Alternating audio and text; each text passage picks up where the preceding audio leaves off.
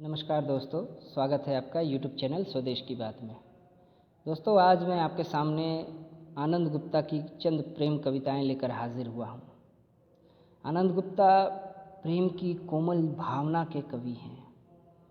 उनके प्रेम में कोई उग्रता, उत्तेजना या फिर कुछ इस तरह का हिंसात्मक कोई चीज़ उसमें दिखाई नहीं पड़ती है। वे प्रेम के जो उम्मीद होती है प्रेम की, उस प्रेम की उम्मीद के कवि हैं। प्रेम के दर्द पर, प्रेम के घाव पर मरहम के कवि हैं आनंद गुप्ता। आनंद प्रेम की होली नहीं बल्कि रंगोली के कवि हैं। आनंद गुप्ता की जो प्रेम कविताएं हैं वो शांत और गंभीर नदी की तरह अनुभवों का खजाना छुपाए हुए है। और आप मेरी बात से इत्तेफाक रखेंगे यदि आप भी इन कविताओं को सुनेंगे। तो चलिए शुरू करते हैं उनकी कविताओं का पाठ। पहली कविता जो मैं आपके सामने रखने जा रहा हूँ उसका शीर्षक है तुम लौट आना।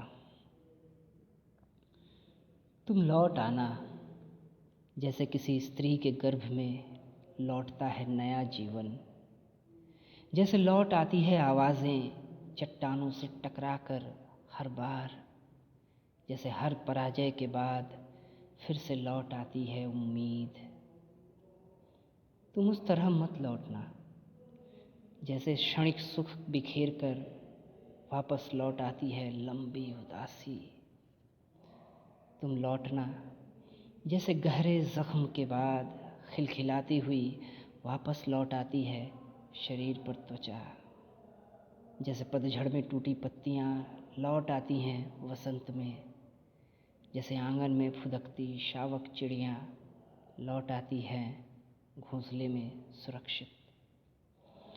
तुम लौट आना हर बार, जैसे लंबी दूरी तय करके प्रवासी पक्षियाँ सही रास्ते लौट आती हैं अपने घर।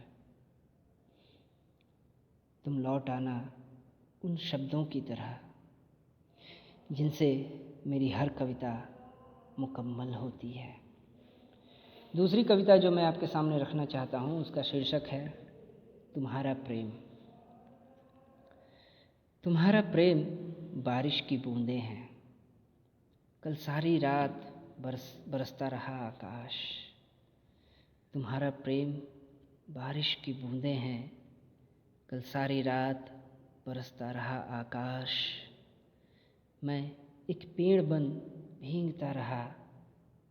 तुम मेरी जड़ों में घुलती रही रात भर।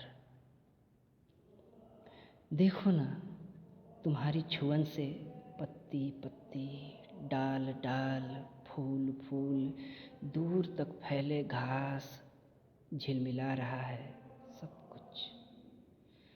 बारिश से धुलकर सुबह की धूप तुम्हारी कोमल हंसी की तरह पवित्र बन मेरे चेहरे पर गिरती है। मेरे अंदर खिल उठता है कई कई कमल। तुम खिड़कियों से दूर बहती हुगली नदी का उद्दाम इस वक्त बह रही हो मेरी नसों में। मेरा हृदय वह सागर जहाँ तुम्हें उतरना है।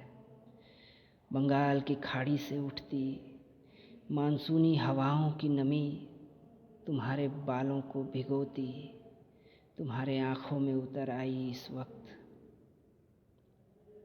तुम्हारी आँखों में उतर आई है इस वक्त। इस वक्त तुम्हारी आँखें पड़ोस का मीठा तालाब हो गई हैं जहाँ सदा आकाश बन झिलमिलाता हूँ। जिसे तैर पार किया अनगिनत बार, पर आज न जाने क्यों मैं डूबा जा रहा हूँ।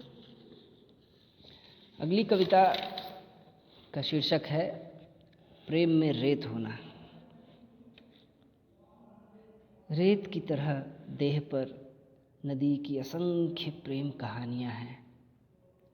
नदी पत्थर को छूती है, पत्थर कांपता है और बिना कुछ सोचे नदी को चूमता है। नदी उसका आलिंगन करती है, पत्थर उतरता है धीरे धीरे नदी के दिल में गहरे और गहरे। नदी के साथ प्रेम क्रीड़ा करता हुआ पत्थर बहता है नदी के साथ।